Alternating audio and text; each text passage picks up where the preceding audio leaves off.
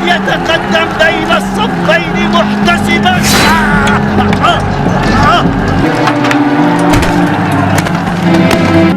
أيها الأمير، قتلنا عمار بن ياسر الذي يقول فيه رسول الله صلى الله عليه وسلم تقتله الفئة الباغية.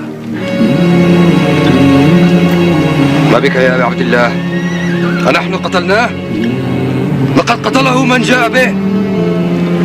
لقد قتله من جاء به. لقد قتله من جاء به.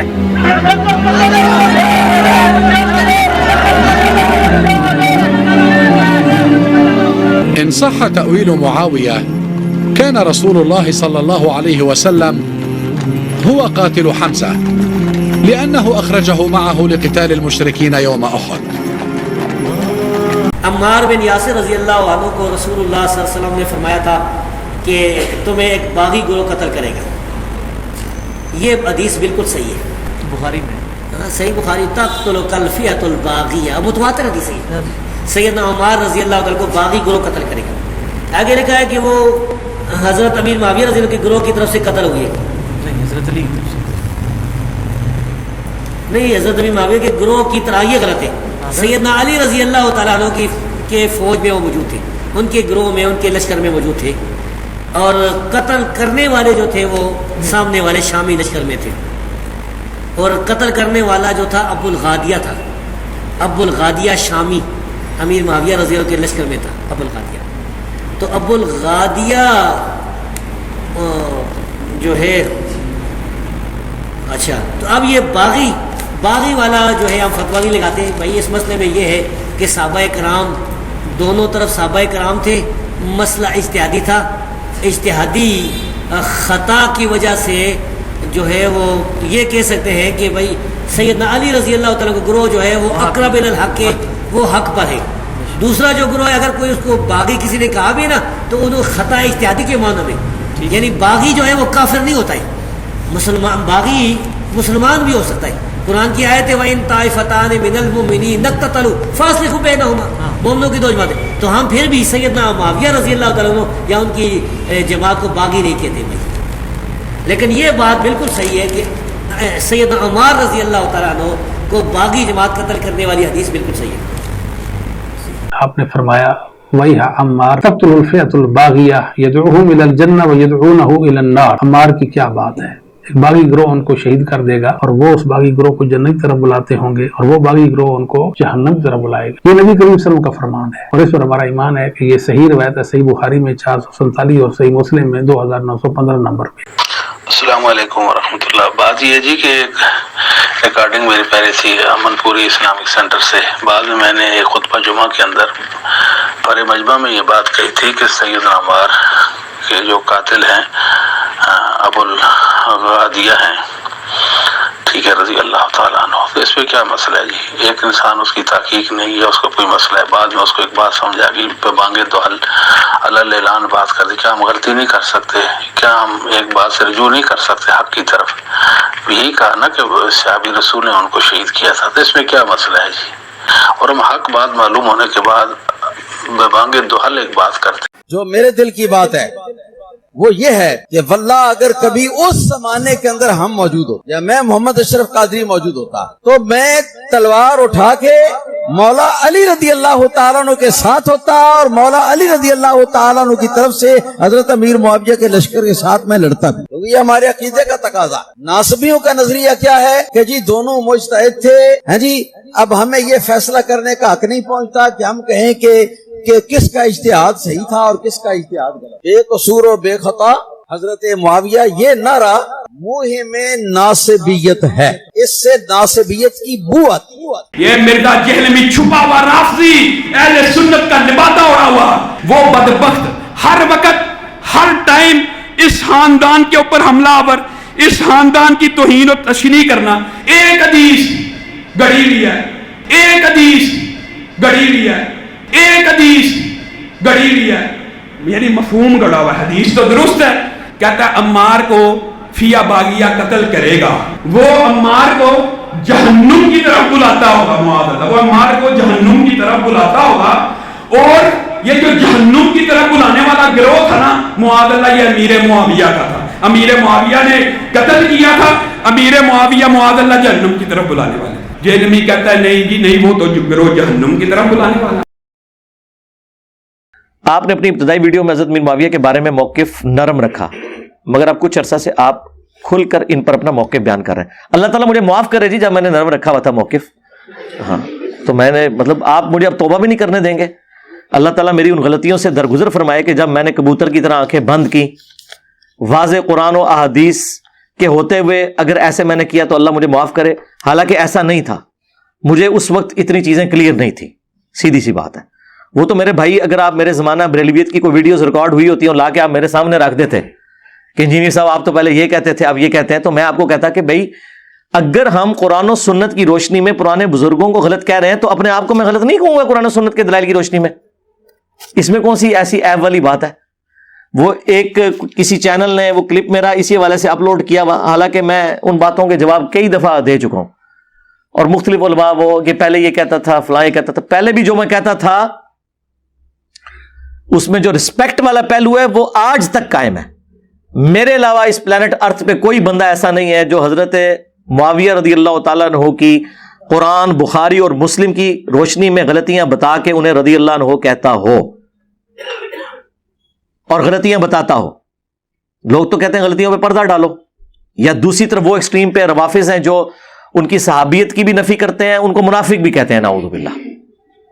ہم نے یہ نہیں کیا, ہم نے کبھی بھی حق کا راستہ نہیں چھوڑا.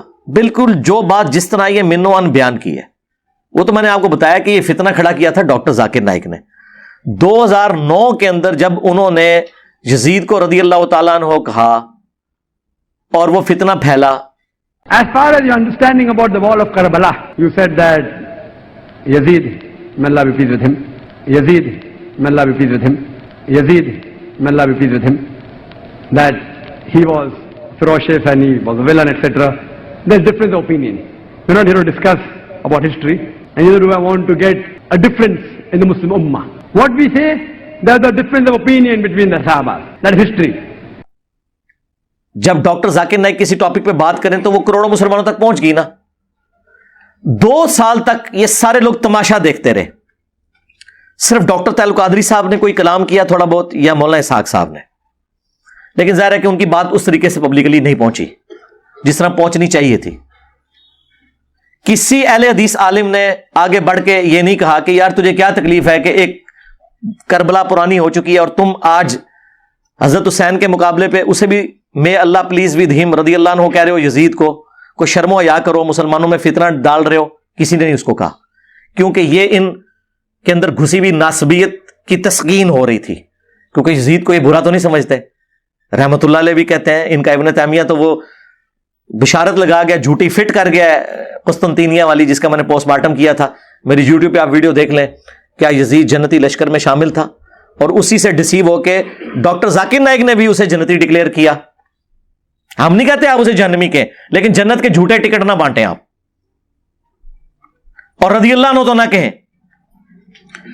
تو 10 دسمبر 2011 کو میں نے پہلی دفعہ وہ ویڈیو ریکارڈ کروائی, وہ بھی ویب کیم کے اوپر ویڈیو ریکارڈ ہوئی بھی تھی. مسئلہ 61, حسینیت اور یزیدیت کا تحقیقی جائزہ. وہ ویڈیو ہمارے چینل پہ تو بڑے تھوڑے لوگوں نے شروع میں دیکھی, پھر وہ ویڈیو مولانا اسحاق صاحب رحمہ اللہ کے چینل کے اوپر کسی نے اپلوڈ کی, اس پہ کافی ویورشپ آئی, اس کی وجہ سے ہماری بھی چینل کے اوپر ویورشپ آ گئی اس کی. 1 مہینے میں 5000 لوگوں نے وہ ویڈیو دیکھ لی. حالانکہ یہاں تو اب ماشاء اللہ تعالی بعض ویڈیوز تو آدھے گھنٹے میں 5000 سے زیادہ لوگ دیکھ لیتے ہیں. ہماری اکثر ویڈیوز 24 گھنٹے میں, 24 نہیں تو 48 گھنٹے کے اندر 1 لاکھ کراس کر جاتی ہیں. یہ میں اس زمانے کی بات کر رہا ہوں کہ جب 1 مہینے کے اندر 5000 لوگوں نے دیکھی, تو وہ ویڈیو ایک قسم کی اس زمانے کے اعتبار سے تو وائرل ہو گئی, کیونکہ ان لوگوں تک بھی پہنچ گئی جنہیں تکلیف ہونی تھی.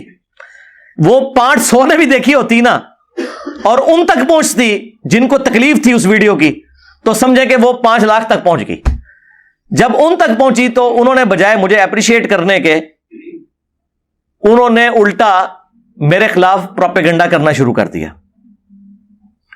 اور مجھے چپ کروانے کے لیے انہوں نے یہ راستہ اختیار کیا کہ جی اگر آپ یزید کو برا کہیں گے تو پھر اس میں حضرت معاویہ بھی آئیں گے. اس وقت تک میں سیدنا معاویہ کہا کرتا تھا, آپ کو یاد ہے, ٹھیک ہے. یہ میں نے کچھ عرصے سے حضرت معاویہ کہنا شروع کیا, ٹھیک ہے. مجھے تو یہ شرم آتی ہے کہ میں سیدنا علی بول رہا ہوں اور اس کے مقابلے پہ ایک اور شخص کو جو ان سے جنگیں کرتا رہا میں اسے سیدنا کہہ کے پکاروں. ظاہر ہے میں اگر حضرت علی کے زمانے میں ہوتا تو میرے سید, میرے خلیفہ تو مولا علی ہوتے نا, تو ان کا مخالف تو میرا سید تو نہیں ہو سکتا نا, اس کے خلاف تو میں جنگ کر رہا ہوتا اس زمانے میں. تو لیکن رسپیکٹ اپنی جگہ ہم نے حضرت معاویہ کہا رضی اللہ تعالیٰ عنہ. تو اس وقت انہوں نے کہا کہ اس میں تو پھر ان کا نام بھی آئے گا. واللہ مجھے اس وقت تک آئیڈیا نہیں تھا کہ یہ کام ڈالا کس بندے نے.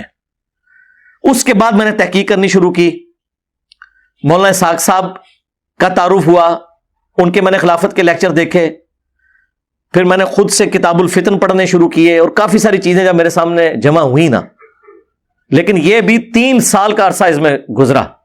یہ ویڈیو ریکارڈ ہوئی تھی 10 دسمبر 2011 کو, اور پھر جا کے 2014 کے اندر دسمبر میں میں نے وہ ان کے اوپر علمی ایٹم بم پھاڑا. وہ جو اہل حدیث کی مسجد میں میرا لیکچر ریکارڈ ہوا, مسئلہ نمبر 101, صحیح مسئلہ خروج اور فکر حسین حق پرستی کی علامت ہے. مسئلہ 101 جس میں میں نے جنگ جمل, صفین, نہروان اس کے حوالے سے کھل کے گفتگو کی. وہ سمجھیں کہ تحویل قبلہ تھا, وہ میری پہلی دفعہ اناؤنسمنٹ تھی اس حوالے سے کہ یار یہ مسئلہ خراب کس نے کیا ہے. لیکن اس میں بھی آپ دیکھیں رسپیکٹ والی بات تھی.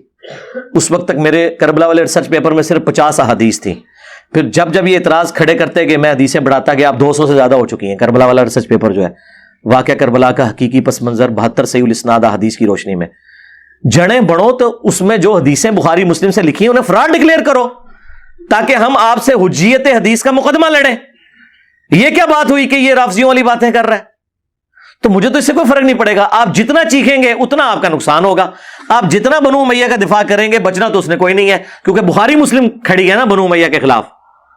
انجینئر صاحب تو نہیں کھڑے ہوئے, ہم تو ڈاکی ہیں. ہم بخاری مسلم میں رفع الیدین کی حدیثوں کو بھی مانتے ہیں اور اس حدیث کو بھی مانتے ہیں, تقتلہ الفئۃ الباغیہ. ہاں وہی عمار, افسوس ہے عمار, تقتلہ الفئۃ الباغیہ یدعوہم الی اللہ یدعوہم الی الجنہ, دونوں الفاظ موجود ہیں, ویدعونہ الی النار. عمار افسوس, تجھے ایک باغی جماعت قتل کرے گی, تو انہیں اللہ اور جنت کی طرف بلا رہا ہوگا اور وہ جماعت تجھے جہنم کی آگ کی طرف بلا رہی ہوگی.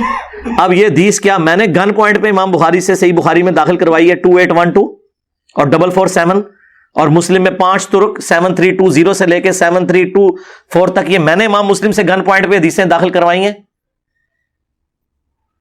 یا ان کے ترجمے میں نے خود کر کے کچھ چینج کر کے بیان کیے ہیں. تو میرے لیے مشکل تھا کہ میں یہودیوں والا کام کرتا جو باقی علماء نے کیا ہوا تھا کہ اپنی مطلب کی آیات, اپنی مطلب کی حدیثیں جو فرقے کو سپورٹ ہیں وہ مانی ہوئی ہیں. میں نے بخاری مسلم میں جب رفع الیدین سے نماز کا طریقہ اڈاپٹ کیا تو بخاری مسلم میں جو بنو امیہ کے خلاف رسول اللہ کے فرامین آئیں گے میں ان کو بھی ویسے ہی مانوں گا. یہ کیسے ہو سکتا ہے کہ میں 2 نمبری اختیار کروں؟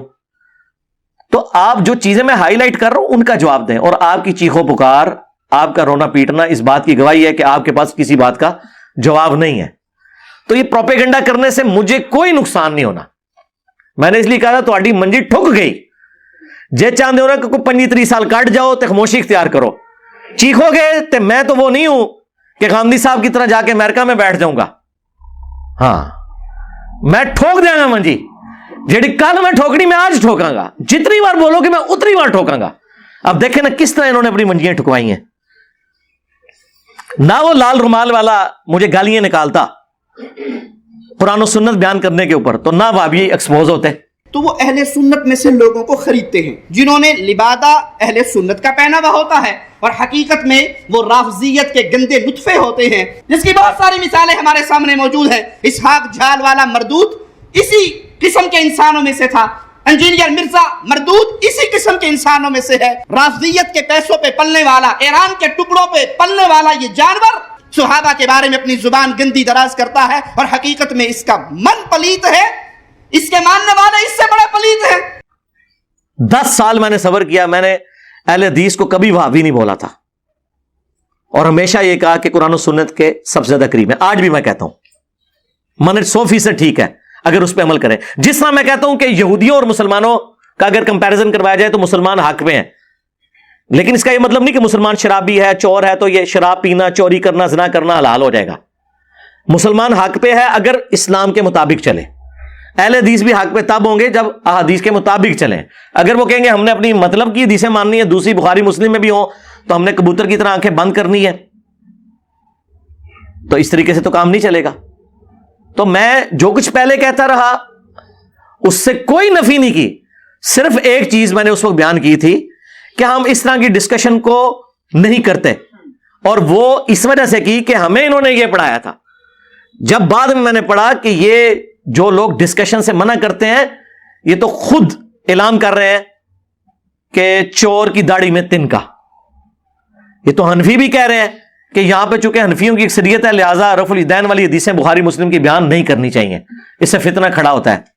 اونچی آمین کی حدیثیں نہ بیان کریں، فتنہ کھڑا ہوتا ہے. اور بریلوی کہتے ہیں کہ جی قل انما انا بشر مثلکم نہ پڑھیں، نبی الاسلام کی تنقیص کا پہلو اس سے نکلتا ہے، فتنہ کھڑا ہوگا. تو ان ساری باتوں کے جواب میں ہم کیا کہتے ہیں؟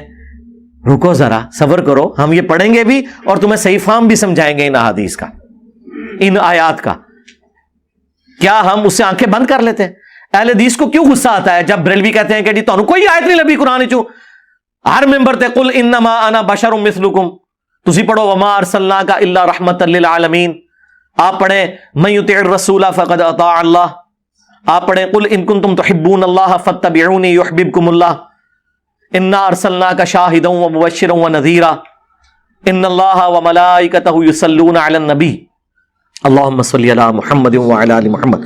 جب وہ کہتے ہیں کہ یہ تم لوگ یہ آیتیں کیوں پڑھنے پہ زور نہیں دیتے اور صرف یہی پڑھتے ہو، تو ہم کیا انہیں کہتے ہیں؟ یہ اہل حدیث کیا کہہ رہے ہوتے ہیں اس وقت کہ نہیں جی یہ عقیدے کی بات ہے. سرکار یہ عقیدہ نہیں ہے جہاں پہ جنت اور جہنم کا فیصلہ ہو رہا ہے.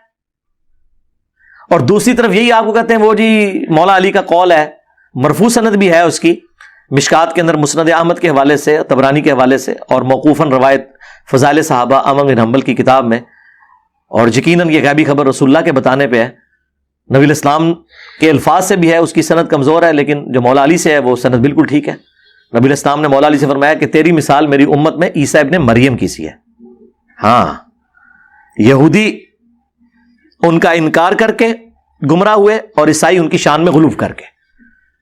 اور پھر مولا علی کا قول اس کے ساتھ سپورٹیو جو نبی الاسلام کے بتانے پہ موقوف ہے کہ میری وجہ سے 2 فرقے جہنم میں جائیں گے، 2 گمراہ ہوں گے، ایک میری محبت میں غلو کر کے، ایک میری دشمنی میں. وجہ سے مراد یہ نہیں کہ میں قصوروار ہوں، حضرت عیسیٰ تو قصوروار نہیں ہے یہود و نصارہ کی گمراہی کا. مراد یہ کہ مجھے بیس بنایا جائے گا. اور یقیناً اس امت میں مولا علی کی ہی پرسنالٹی اتنی بڑی تھی کہ ان کی بنیاد پہ یہ کام ہوتا. جس طرح میں کہتا ہوں عیسیٰ ابن مریم ڈیزرو کرتے تھے کہ اگر گمراہی کسی کے نام پہ کھڑی کی جاتی تو اتنا بڑا بندہ چاہیے تھا ہمیں کہ جو مردوں کو زندہ کر دے، تو اسی کو ہی خدا کا بیٹا کہا جا سکتا ہے نا. عقلاً دیکھیں، اگر گمراہی اپنی جگہ، لیکن لاجک انہوں نے اپنی جگہ جو بنائی ہے، کوئی بنیاد تو صحیح بنائی ہوئی ہے نا. مٹی کی مورت میں پھونک مارے اور اللہ کے اذن سے وہ پرندہ بن جائے.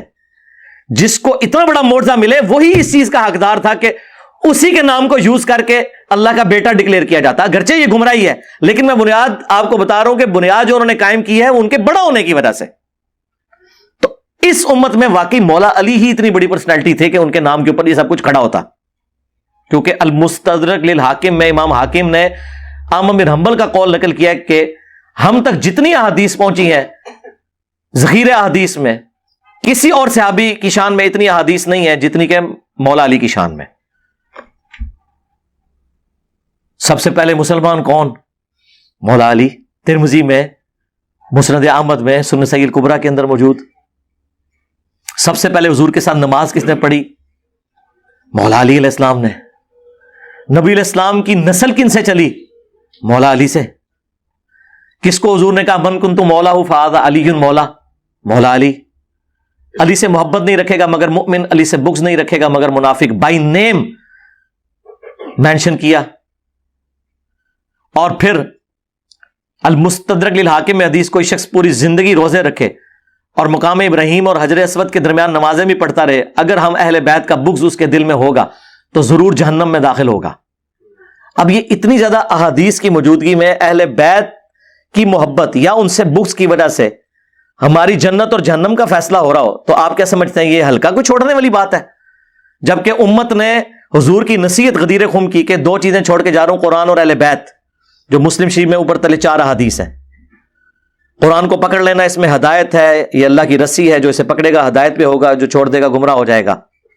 اور دوسری بھاری چیز میرے اہل بیت ہے، میں اپنے اہل بیت کے معاملے میں تمہیں اللہ کا خوف دلاتا ہوں.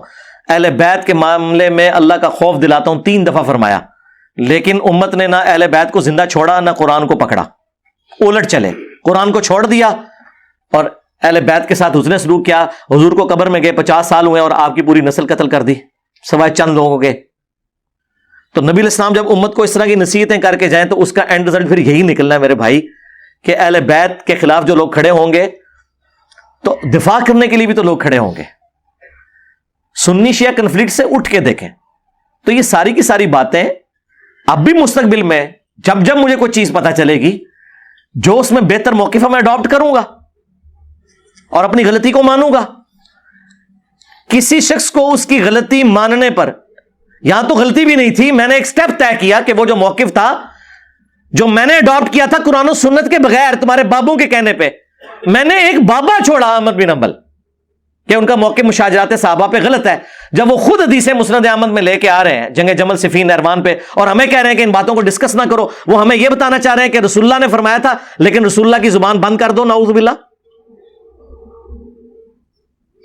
جی پہلے خلیفہ کے مخالفین مرتد واجب القتل، دوسرے خلیفہ کے مخالفین کافر رومنز اور پرشینز، تیسرے خلیفہ کے مخالفین جی بلوائی خارجی، حالانکہ وہ خارجی نہیں تھے، خوارج کی ٹرم جو ہے حضرت علی کے زمانے میں آئی ہے. چوتھے خلیفہ کے مخالفین رضی اللہ عنہ.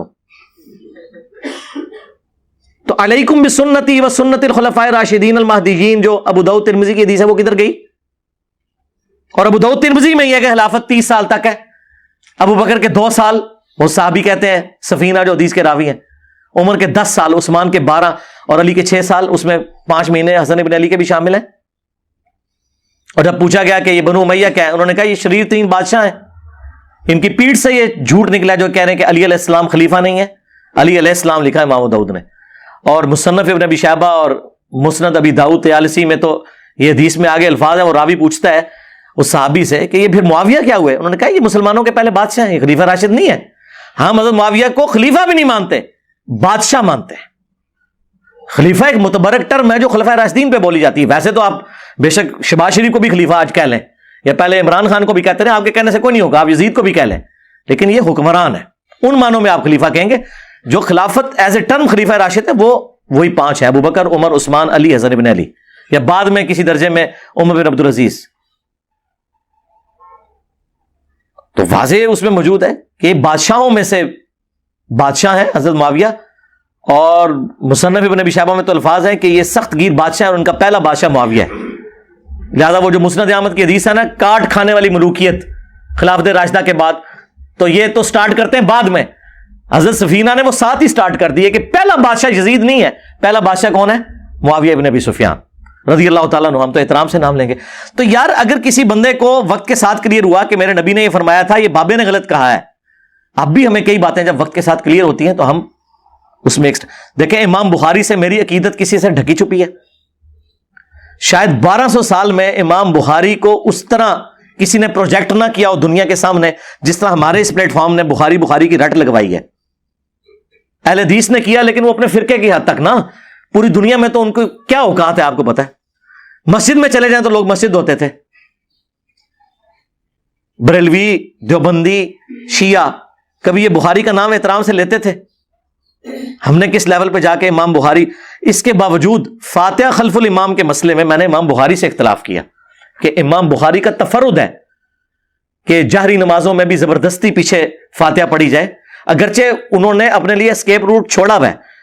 جز القراء کے مقدمے میں انہوں نے لکھا ہے کہ قرآن میں واضح ہے وَإِذَا قُرِئَ الْقُرْآنُ فَاسْتَمِعُوا لَهُ وَأَنصِتُوا، قرآن جب پڑھا جائے تو خاموشی سے اسے سنو تاکہ تم پر رحم کیا جائے. اور حدیث کہتی ہے جو بخاری مسلم دونوں میں لا صلاۃ لمن لم یقرأ بفاتحۃ الکتاب، اس کی نماز ہی نہیں ہے جو فاتحہ نہیں پڑھتا. تو امام بخاری نے مقدمے میں اپنی کتاب کے لکھا ہے کہ ہم نے قرآن پہ بھی عمل کرنا ہے، حدیث پہ بھی کرنا ہے. تو اب کیا کریں؟ تو انہوں نے کہا سلف یہ کرتے تھے کہ سکتہ کیا کرتے تھے، جب امام قرات کر رہا ہوتا تھا پیچھے کوئی فاتحہ نہیں پڑھتا تھا، اس وقفے میں پڑھتا تھا. جو ابو داؤد میں حدیث ہے نبی علیہ السلام کے 2 سکتے ہوتے تھے، ایک فاتحہ سے پہلے ثنا پڑھنے کے لیے اور دوسرا رکوع میں جانے سے پہلے، وہ ہر رکعت میں ہوتا تھا. امام بخاری نے اپنے آپ کو بڑا بچایا ہے، انہوں نے جو ہے وہ قرآن پہ بھی عمل کی بات کی، حدیث پہ بھی عمل کی بات کی. لیکن یہاں پہ اہل حدیث کہتے ہیں نہیں، امام پڑھ بھی رہا تب بھی دب کے رکھو. اور میں نے بھی یہی کہا تھا 2014 تک، میں یہ کہتا رہا ہوں، ایون 2014 چھوڑ دیں 2017 تک یہی کہتا رہا ہوں. پھر میری وہ نیو فاتح خلف الامام والی ویڈیو ریکارڈ ہوئی جس میں میں نے کہا یہ غلو پہ مبنی ہے. جاہری نمازوں میں سکتے اگر امام کرے تو بہت اچھی بات، اگر نہ بھی کرے تو آپ کا سن لینا پڑھنے کے حکم میں داخل ہے، اور یہ امت کی اکثریت کا موقف ہے. امام حنیفہ تو خیر سائڈ پہ ہے، وہ تو یعنی اس میں کور ہو ہی جائیں گے. امام بن حنبل، امام شافعی، امام مالک، خصوصاً امام مالک، اور خود اہل حدیث کے یہاں بڑی پرسنالٹی ابن تیمیہ، ان کا یہ موقف ہے. اور میں نے پورا وہ پھر ڈاکٹرن کلیئر کیا. میں نے امام بخاری سے اختلاف کیا اس مسئلے میں، رسپیکٹ اپنی جگہ. تو وقت کے ساتھ چیزیں جب کلیئر ہوتی ہیں تو انسان ایک سٹیپ طے کرتا ہے کہ ہاں یار اس معاملے میں کتنا عرصہ یہ کہتا رہا کہ مٹھی کے بعد داڑھی رکھنا افضل ہے. میری مٹھی سے زیادہ ہے، میں نے کبھی کاٹی نہیں ہے، ضرورت ہی نہیں پڑی، نیچرلی اتنی ہے، سچی داڑھی ہے. لیکن پھر میں نے جب داڑھی کے اوپر دقت نظر سے دیکھا تو پھر میں نے رجوع ریکارڈ کرایا کہ نہیں، جو مٹھی اس نیت سے رکھتا ہے کہ حضور کی نیچرل مٹھی تھی اور بڑی نہیں، نہر تک تھی. اس پہ ویڈیو میری مسئلہ 33 ریکارڈڈ ہے. اب پچھلے دنوں بھی ایک سیشن میں تفصیلی ریکارڈنگ ہے، وہ کچھ عرصے میں آ جائے گی. اس کے لیے افضل ہے مٹھی کے بعد کاٹنا، کیونکہ تینوں صحابہ جو راویان احادیث ہیں داڑھی بڑھانے والی، حضرت ابو ہریرہ، ابن عباس اور ابن عمر، تینوں مٹھی کے بعد داڑھی کاٹتے تھے. تو میں نے کہا کہ اس کے لیے وہ افضل ہے کہ وہ کاٹ دے. اور جو یہ سمجھتا ہے کہ حضور کی نیچرل اتنی تھی، میری بھی نیچرل جتنی ہوئی میں نیچرل رکھوں گا، ویسے رکھے. عثمان بھائی کی مٹھی سے کتنی بڑی ہے، میں نے کبھی ان کو کہا کہ کاٹو، میں نے خود نہیں کبھی کاٹی ہے. دیکھیں میری تو ان ایون کئی بال بڑے ہوئے ہیں، کبھی نہیں کاٹے کہ یار برابر کر لیں. لیکن میں نے موقف ریکارڈ کرایا کہ نہیں یار یہ مٹھی کے بعد رکھنا کوئی افضل نہیں ہے. جو رکھنا چاہتا ہے اس کے لیے وہ افضل ہے، جو حضور کے برابر رکھنا چاہتا ہے، ان سے نہیں بڑھنے دینا چاہتا، اس کے لیے وہ افضل ہے. تو سٹیپ وائز میں نے چیزوں کو لرن کیا کہ ہاں یار اس میں مزید. دیکھیں میں پہلے آپ کو مزاروں پہ جانے سے روکتا تھا، قبروں پہ نہیں، مزاروں پہ. قبروں پہ تو جانا ہے، مسلم شریف کی حدیث ہے قبروں پہ جاؤ تاکہ آخرت کی یاد آئے. لیکن مزاروں پہ جانے سے روکتا تھا کہ یار یہ بے حیائی کے اڈے بنے ہوئے ہیں، شرکی ایکٹیویٹیز ہو رہی ہیں وہاں پہ، مرد و عورت کا اختلاط ہے. لیکن اب میں نے آپ کو اجازت دی ہے کہ مرد و عورت کے اختلاط سے بچتے ہوئے کھڑے ہو کے بلند آواز سے کہیں کہ اے اللہ، اس بزرگ نے اپنی زندگی میں جتنے گناہ چھپ چھپ کے کیے لوگوں سے اپنی بزرگی قائم رکھنے کے لیے، جان بوجھ کے کیے یا انجانے میں کیے، کچھ نہ کچھ تو ہوا ہوگا نا جی. جب کہتے ہیں بزرگ نے توبہ کر لی تو پہلے کیا کرتا رہا ہو. ہاں کہتے ہیں نا بازید بستامی جو ہے ان کے دادا آتش پرست تھے اور بعد مسلمان ہوئے. پہلے تو آتش پرست احسن نا، پہلے تو کم پایا نا، بعد بھی پایا ہے، لیکن وہ چھوڑ دو، اسی ادھر اختلاف چھوڑ دو، ایک لادہ پاس. تو اے اللہ ان کے چھوٹے بڑے جو چھپ کے کیے، جو ظاہر کیے، وہ گناہ معاف کر دے. اے اللہ ان کی قبر میں کیڑے نہ پڑے، اے اللہ ان پہ گنجا سام مسلط نہ ہو. تو یہ بلند آواز سے وہاں دعائیں کریں اور جائیں جس مزار پہ آپ نے جانا. دیکھیں میں نے رجوع ریکارڈ کروایا نا، تو میرا رائٹ ہے، ٹھیک ہے. اس اعتبار سے جہاں جہاں کوئی چیز کلیئر ہوتی ہے میں مزید ایک سٹیپ، ایون جہاں غلطی ہوئی ہے وہ بھی میں نے ہائی لائٹ کی کہ مجھ سے بعض اوقات یعنی اگنورینس میں نے وہ چپل الٹی کرنے والے مسئلے میں الیاس قادری صاحب کے اوپر ٹانٹ کیا تھا. وہ ویڈیو 4 لاکھ لوگ دیکھ گئے. مجھے بعد میں کسی نے بتایا کہ انہوں نے تو اس کے الٹ بات کی ہوئی ہے، انہوں نے تو وہی بات کی جو آپ نے کی ہوئی ہے. وہ مجھے کسی بھائی نے کہا کہ میں نے کلپ دیکھا، اس کے بعد میری توبہ، میں جب تک کلپ خود نہ دیکھوں نا میں تو کسی کے بارے میں کوئی رائے قائم ہی نہیں کرتا. میں نے اس کے اوپر رجوع ریکارڈ کروایا. پچھلے دنوں بھی میں وہ ایک ضمناً ایک پرچی پڑھ رہا تھا، وہ یعنی قبر کے حوالے سے کہ یہ جو زیادہ ہنسنا، اس میں اب ظاہر ہے وہ تو حدیث ابن ماجہ میں اور ترمذی میں موجود ہے، لیکن میرا اس طرف دھیان اس وقت نہیں گیا. میں نے وہ باپا جانی دماغ پہ چڑھ، میں نے کہا یہ باپا جانی کا فرمان ہے. یعنی وہ جو ایک ہنسنے کے خلاف ایک مہم کھڑی کی ہوئی ہوتی ہے نا، کہ بدل ہر وقت جو ٹسوے بہاتا رہے یا روتا رہے وہ کوئی مومن ہوتا ہے اور ہنسنا کوئی برا کام ہے. تو میں اس کانٹیکسٹ میں کرتے کرتے میں نے وہ حدیث تو میرے ذہن سے اتری ہوئی تھی. وہ بعد میں مجھے پھر کسی نے کہا کہ آپ نے یہ تو حدیث میں بھی الفاظ ہے. میں نے کہا یار وہ تو میں مزاح کے حق میں بات کر رہا تھا، میں وہ تو حدیث میرے ذہن میں نہیں تھی اس وقت، میں نے پھر اس کی کلیریفیکیشن بھی ریکارڈ کروائی. تو جہاں کوئی مسئلہ مس ہینڈل ہو جاتا ہے تو وہ آپ اس کو بجائے اپریشیٹ کرنے کے آپ اس کو اس کا نیگیٹو پوائنٹ بنا کے پیش کریں، تو یہ تو ہماری خوبی ہے. تو آپ لوگوں کے لیے تو میں ٹھیک کہتا ہوں کہ آپ کے جتنے بزرگان دین ہیں، آپ کے جتنے مفتی اعظم ہیں، اگر یہ قادیانیوں کے گھر پیدا ہوتے تو قادیانی مرتے، کیونکہ یہ تو رجوع کرتے ہی نہیں اپنی غلطی پہ ہیں. لیکن میرے بارے میں تو کوئی نہیں کہہ سکتا، میں 7100 فرقے پھر بیٹھا ہوں، ان بھی کوئی صحیح گل پتہ لگے گی وہ میں یعنی بات اڈاپٹ کروں گا قرآن و سنت کے دلائل کی روشنی میں. تو وقت کے ساتھ انسان کو جب کوئی چیز کلیئر ہو تو اسے فوراً مان لینا چاہیے. جب مجھے پتا چلا کہ یار یہ امت کے ساتھ بہت بڑا دھوکہ ہوا ہے، اور یہ مولانا مودودی نے خلافت و ملوکیت لکھ کے جو امت پہ احسان، اور یہ خلافت و ملوکیت تو میں نے اپنے لیکچر کے بعد پڑھی ہے، 2012 میں جا کے میں نے یہ پڑھی تھی. پھر میں نے اس پہ نہیں اکتفا کیا، میں نے بخاری مسلم سے 200 احادیث جمع کی ہیں.